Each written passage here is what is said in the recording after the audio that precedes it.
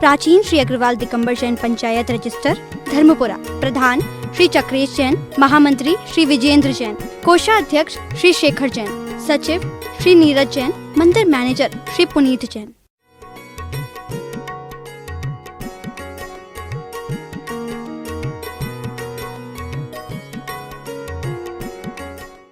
आज जिन्हें हम 3 लोग के नाथ आप कहते हो, वो क्यों कहते हो बताओ?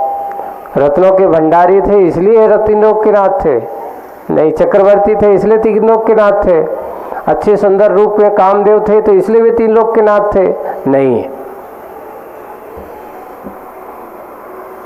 चक्रवर्ती होकर के भी उनसे चक्रों से कोई लेना देना नहीं था। 3 लोग के नाथ इसलिए थे कि उन्होंने अर्थमयी दृष्टि को छोड़ करके परमार्थमयी दृष्टि को अपने जीवन बनाया, और वही उनको 3 लोक के नाथ बनाने में कारण होते हैं।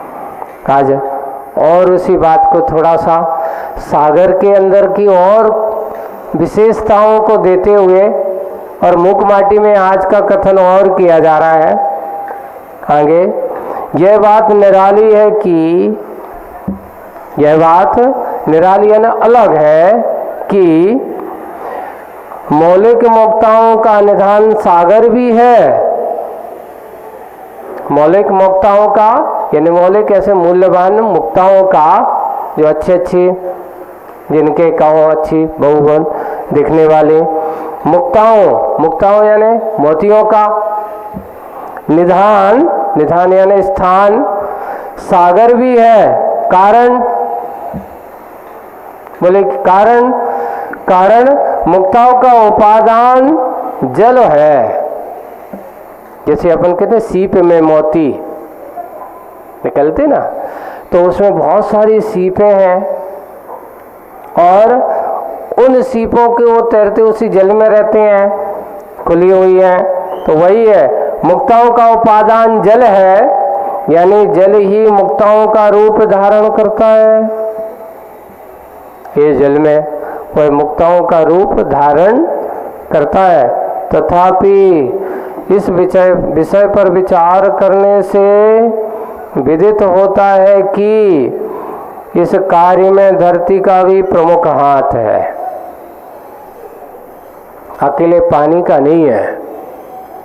धरती का भी प्रमुख हाथ है। जल को मुक्ताओं के रूप में ढालने में सुक्ति का सीप कारण है, सुक्ति का सीप कारण है, और सीप स्वयं धरती का अंश है। सीप कोई उससे अलग नहीं है, ये धरती का अंश है, उसका ही अपना वंश है। स्वयं धरती ने सीप को प्रशिक्षित कर सागर में प्रेषित किया, अच्छे से बना बनू करके, और सागर को सौंप दिया, प्रेषित किया। जल को जड़त्व से मुक्त कर मुक्ता फल बनाना है। जल को जड़त्व से मुक्त कर मुक्ता फल बनाना है। पतन के गर्त से निकाल करके उत्तंग उत्थान को पर धरना गति धरणी धरा का ध्येय है। माटी की विशेषता है कि देखिए, कहने को तो माटी का कोई मूल्य नहीं है, लेकिन सारी मूल्यवान वस्तु अगर कहीं है तो कहाँ है? कहाँ भाई राजेश भाई? चांदी वाले सोने वाले पूछते हैं सोना और चांदी होता कहाँ है? इसी मिट्टी में। मिट्टी से बाहर नहीं है सोना और चांदी। देखिए, कहने को तो मिट्टी का कोई मूल्य नहीं है, पर देखने से बात करते हैं तो मिट्टी जैसा मूल्यवान दुनिया में और कोई चीज नहीं है। वही है बात मूक माटी में। कहने को तो वह जड़त्व तो बिल्कुल है। जड़त्व, जल को जड़त्व से मुक्त कर मुक्ता फल बनाना है। पतन के गर्त से निकाल करके उत्तंग उत्थान पर धरना है। एक वही माटी है जिसमें रजत कण होते हैं, स्वर्ण कण भी होते हैं, हीरा मोती के कण भी होते हैं, पन्ना हीरा जवाहरात सारे उसके अंदर होते हैं। अंतर इतना है कि उसको निकाल करके संचित करने वाले बिरले ही होते हैं, बिरले ही होते हैं। अब अंदर इतना है कि एक वही सरोवर है, वही सागर है, उसी सागर में गंदगी भी होती है, कचरा भी होता है, लेकिन उसी सागर में रत्नों का भंडार भी होता है। सारे रत्न भरे पड़े हुए हैं और रत्नों का भंडार उसमें पड़ा हुआ है। वही धरती धारणी धरापा का ध्येय है, यही उसका उत्थान उत्थान। देखो उत्तंग उत्थान का पर धरना कितना महत्वपूर्ण है। वही धरती जो देखो धूल बनी रहती है, लोग पैरों से रौंदते रहते हैं, है ना, कुचलते रहते हैं, कोई कीमत नहीं है। लेकिन वही धरती को, वही मिट्टी को जब लोग अच्छे से वो कुंभकार उठा करके ले जाता है, अभी घड़ा बन रहा है मुल्क माटी में, और उसने घड़ा बना दिया है, सूखने को कहाँ रख दिया है? आंगन में। और वही प्रसंग यहाँ पर जल का और सूर्य का प्रसंग चल रहा है, उसको सुखाने का कार्य चल रहा है, सूख रहा है। वही माटी जैसी घड़ा बनी, अब देखिए एक समय वह माटी पैरों की लतरौंदा थी, पद दलित थी। क्या थी? पद दलित थी। लेकिन आज जब वो घड़ा बन गई तो अब लोग कहाँ रखते बताओ उस माटी को? सिर पर, सरों का ताज, सरताज बन जाती है। अब उस घड़े को लोग हाथों में नहीं, कहाँ रखते हैं? वाह, संस्कार का प्रभाव है।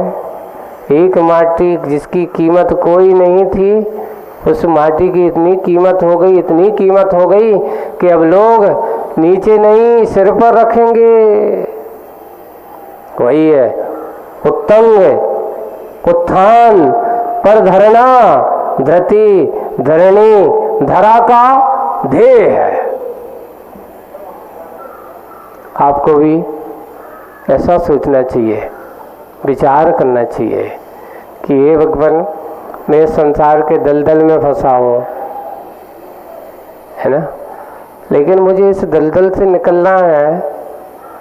मुझे भी आपके उस उत्तम, उस शिखर पर पहुंचना है, मुझे भी वह सिद्धत्व का अनुभव करना है, मुझे भी उस चरम सीमा को पाना है। तो कैसे होगा?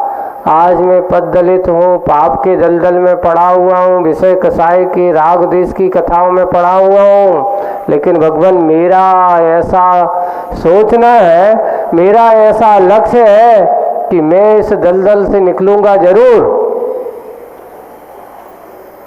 पर कौन निकलेगा, कैसे निकलेगा? एक बात निश्चित है कि सोचने वाला अगर वो सोच करके पुरुषार्थ करता तो एक दिन आता जरूर है, वह दलदल से बाहर आता है।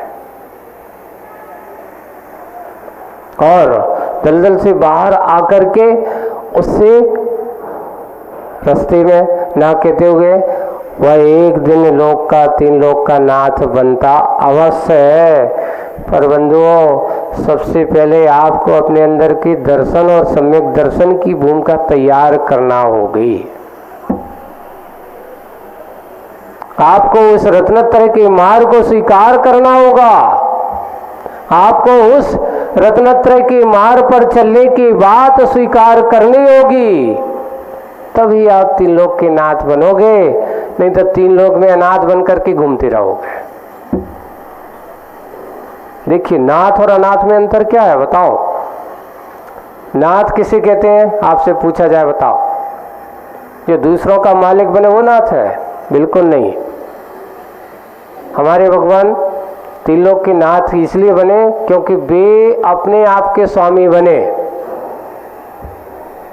आज तक हो ये रहा है कि हम लोक में एक दूसरों के स्वामी मालिक स्वामी बनने का प्रयास तो ज्यादा करते हैं, लेकिन अपने स्वामी बनने का प्रयास नहीं करते।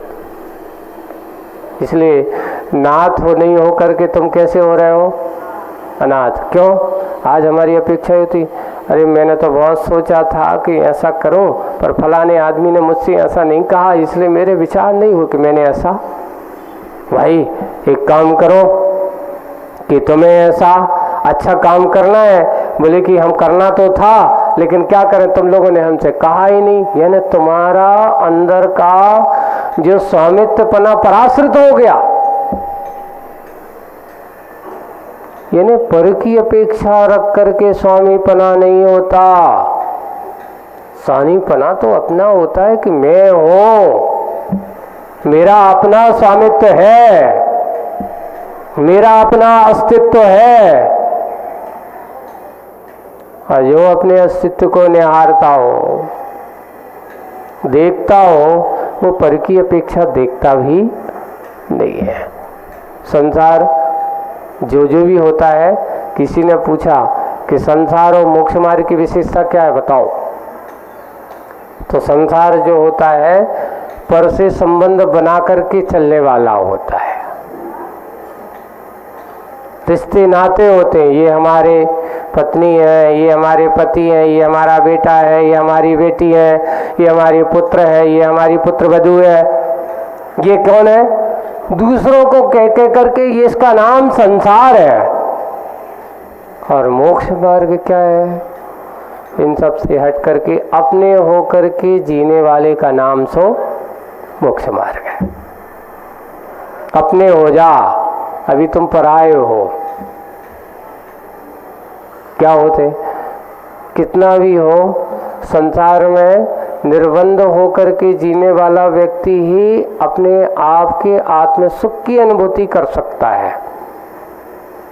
और बंध के बंधनों में पड़ा हुआ हो, कितने बंधन है, कौन कौन से बंधन है? कहने को तो शरीर पर आपके हाथों में कोई बंधन दिखाई नहीं देता।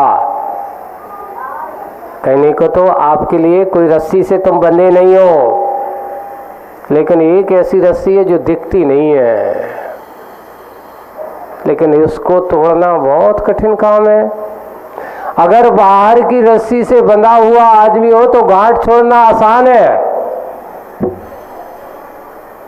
बाहर की रस्सी से बंधे हुए हाथ पैर हो तो कहीं ना कहीं प्रयास करता रहे, करते करते वो उसको खोल लेता है। लेकिन मोह के बंधनों की बंधी हुई रस्सी है, उसको खोलने का कार्य बंधुओं खोलना आसान काम नहीं है। बिरले ही जीव होते हैं जिन्होंने इस मोह बंधन की रस्सी को तोड़ करके, इस बंधन को निर्बंध बना करके अपने आप को निरावाज मार्ग पर चलाने का प्रयास किया है। वही ध्येय, जैसे माटी का उस प्रकृति तक पहुंचने का उसका धरा का ध्येय था, उसने पाया। वैसे हमारा जीवन का ध्येय क्या है? अपने आप को पाना है कि संसार की धन संपत्ति को पाना है? क्या ध्येय है? तो बोले कि जिसकी अर्थमयी दृष्टि है वो सोचता है कि जैसे भी हो, जितना हो पैसा कमाओ। और जिसकी परमार्थमयी दृष्टि है वो कहता है कि पाना है तो अपने आप को पालो, दुनिया की संपत्ति पाने में कोई फायदा नहीं है। पर क्या करें महाराज, हंसी खेल नहीं है। संसार की मोह माया से बंधन तोड़ना आसान काम नहीं है। इसलिए आकर के किसी ने पूरा छत्री किसे कहते हैं? हमारे यहाँ सारे तीर्थंकरों को छत्रित्वपना का, वे क्षत्रिय पुत्र हैं। ये मत सोच लेना कि क्षत्रिय का अर्थ है कौन? हाथ में तलवार मात्र लेकर के बैठ जाने, अस्त्र शस्त्र लेकर के, वो क्षत्रियपना नहीं होता। परिभाषा दी है, क्षत्रिय कौन? क्षतात् पापायम इति क्षत्रिय,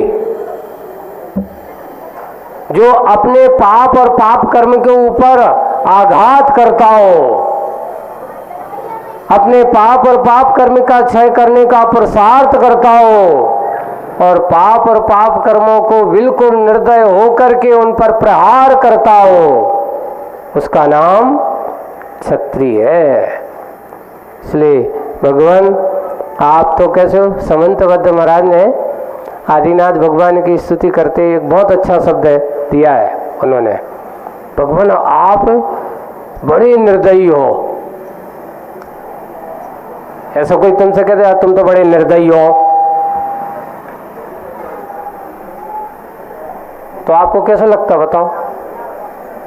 ऐसे ही भगवान का आप तो बड़े निर्दय, भस्म सात क्रियाम, आपने बिल्कुल निर्दय होकर इनके ऊपर दया नहीं करी। किनके ऊपर? कर्मों के ऊपर। जीवों के ऊपर तो दया करते हैं, लोग के सारे जीवों के प्रति कभी निर्दय भाव नहीं रखते, लेकिन कर्मों में दया नहीं करते। अगर तुम कर्मों पर दया कर दोगे तो वे तुम्हारे अंदर के अदया भाव को जगा देंगे। वे कहेंगे बेटा अभी नहीं, अभी और सेवा करो, अभी और पैसा जोड़ो, अभी और संपत्ति इकट्ठी करो, क्योंकि लोभ, लालच, राग, देश इन कर्मों की ही संतति है। इस संतति का अंत करना है तो निर्दय होना होगा। भगवान आप इसमें दया भाव नहीं रखा, आपने निर्दय भस्म सात क्रियाम, आप बड़े निर्दयी बन करके इनको सारे की सारे भस्म सात करने के लिए ऐसा किया, पुरुषार्थ किया। आप धन्य हो हे आदिनाथ भगवान, आपके इस कार्य की हम क्या करते हैं, आपके इस गुणों की आराधना के लिए हम बारंबार नमस्कार करते हैं।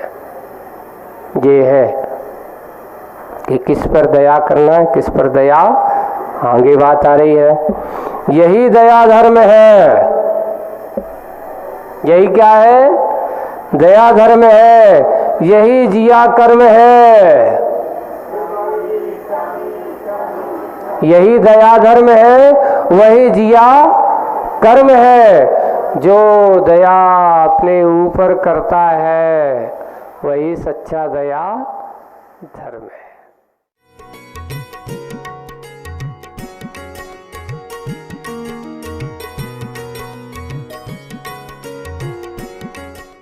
इस कार्यक्रम के पुण्यार्जक थे प्राचीन श्री अग्रवाल दिगंबर जैन पंचायत रजिस्टर धर्मपुरा, प्रधान श्री चक्रेश जैन, महामंत्री श्री विजेंद्र जैन, कोषाध्यक्ष श्री शेखर जैन, सचिव श्री नीरज जैन, मंदिर मैनेजर श्री पुनीत